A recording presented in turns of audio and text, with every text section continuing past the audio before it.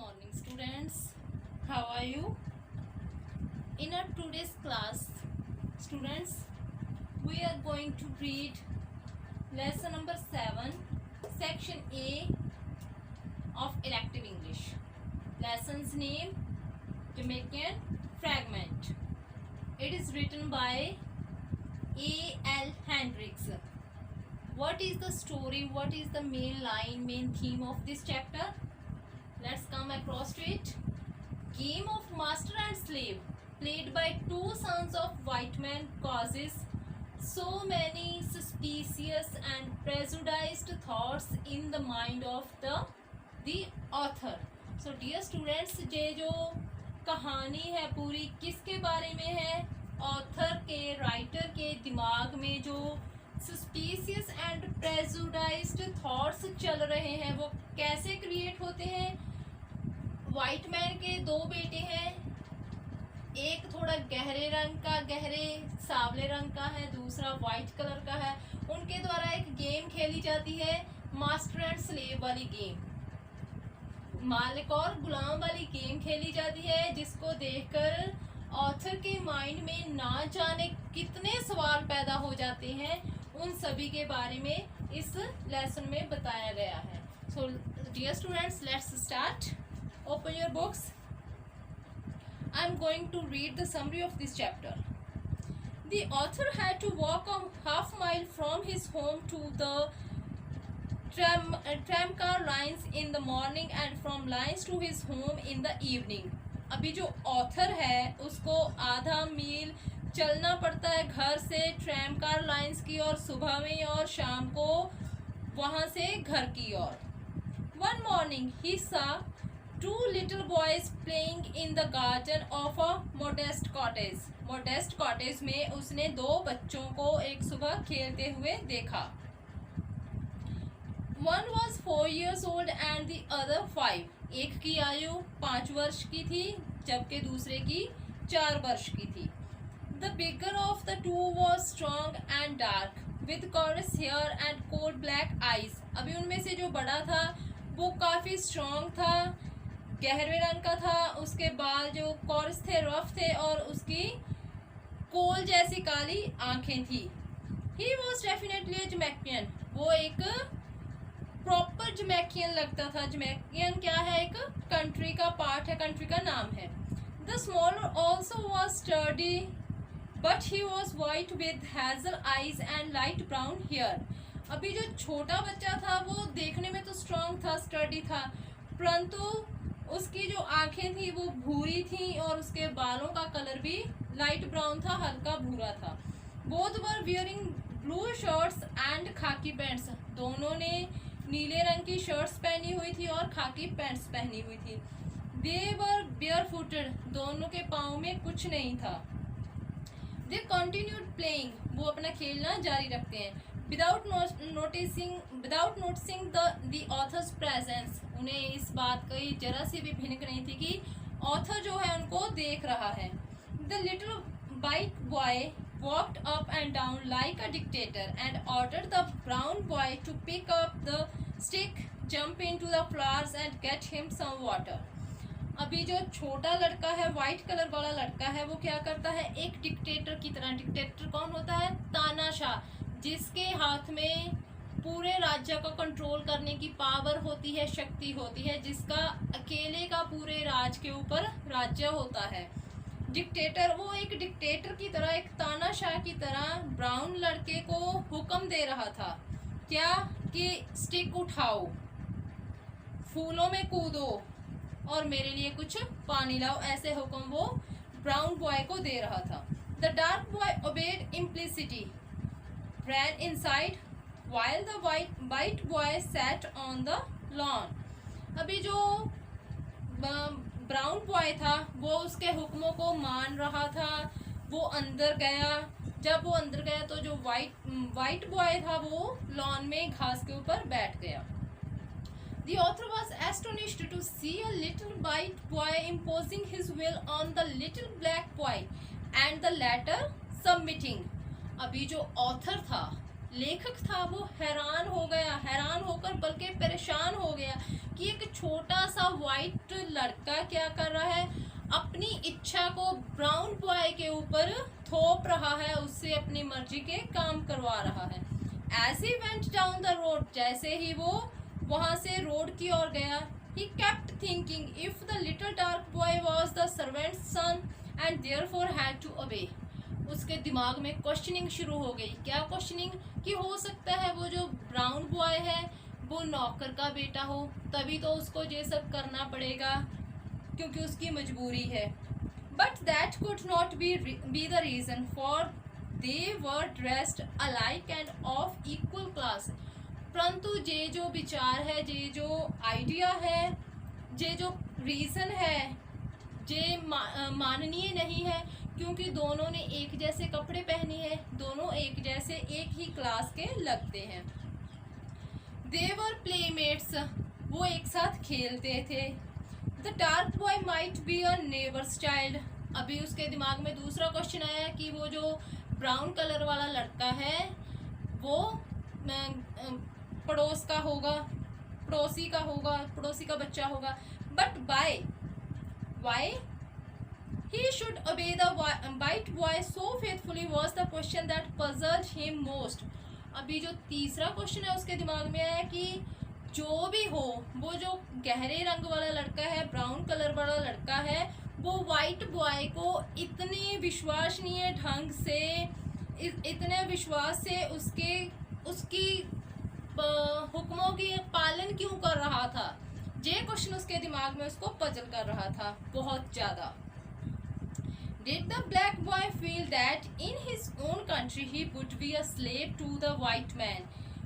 अभी उसकी सोच कहाँ पे गई? पूरी क्रीड, पूरी कास्ट पे, कि जो ब्लैक लड़का है उसकी थिंकिंग क्या रही होगी कि अपने ही देश में वो वाइट मैन का गुलाम है, ठीक है ना।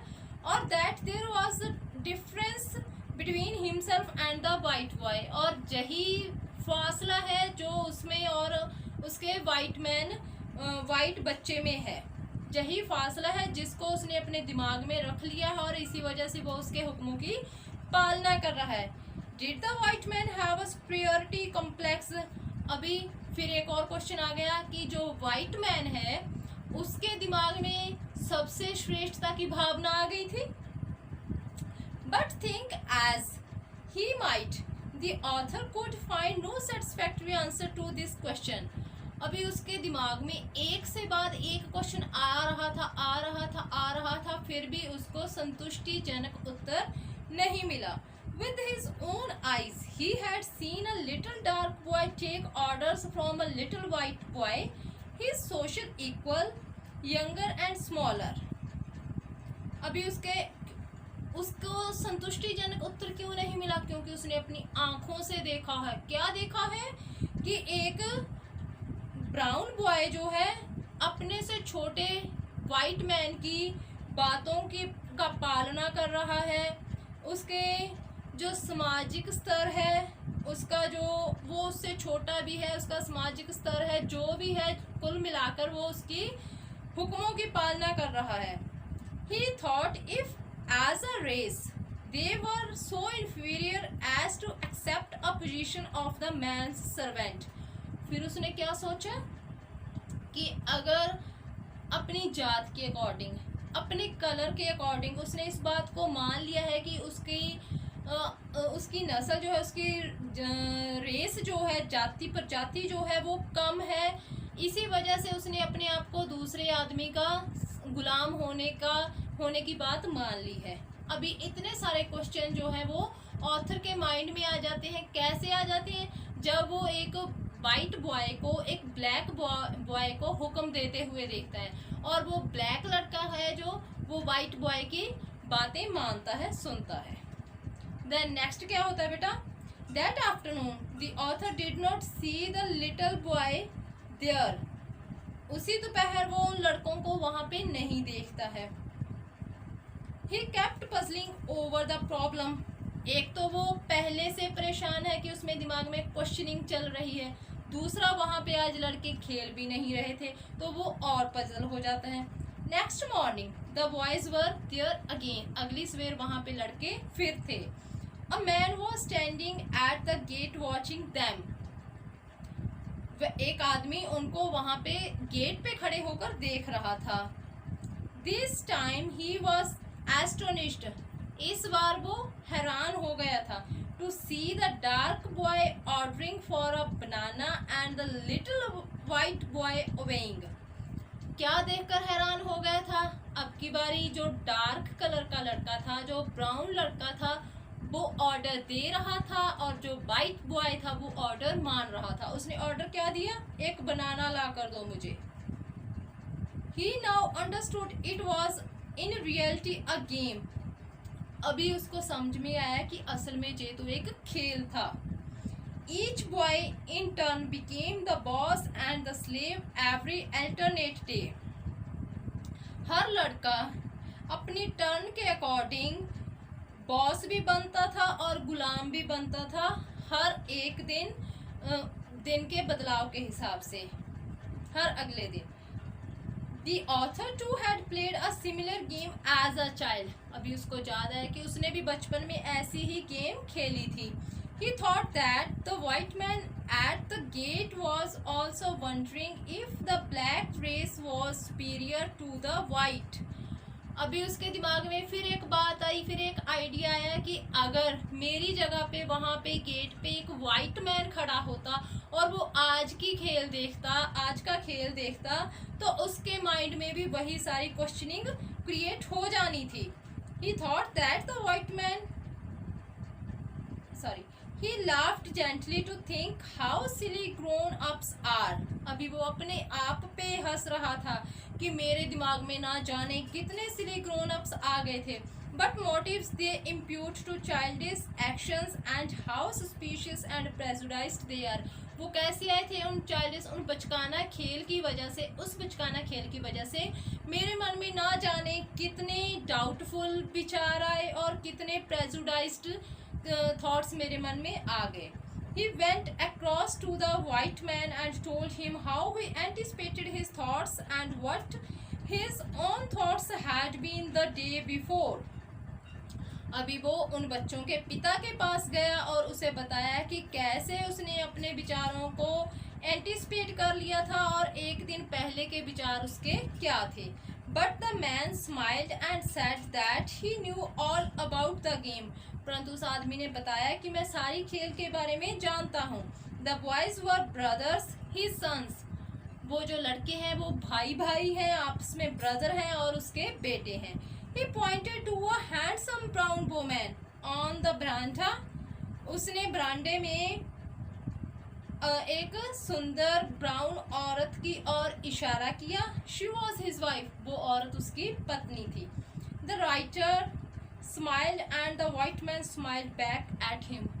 लेखक मुस्कुराया और व्हाइट मैन ने भी रिप्लाई में मुस्कुराहट दी. Then they walked quickly to the train. और तभी वो ट्रेन की ओर जल्दी से निकल पड़े. So dear students, this is the whole story of this chapter. As I told that this story revolves around two sons in which one is white and the other is black in color, and they play a game of master and slave. Now you will write the question answers of this chapter on your fair notebooks and learn them by heart. Thanks.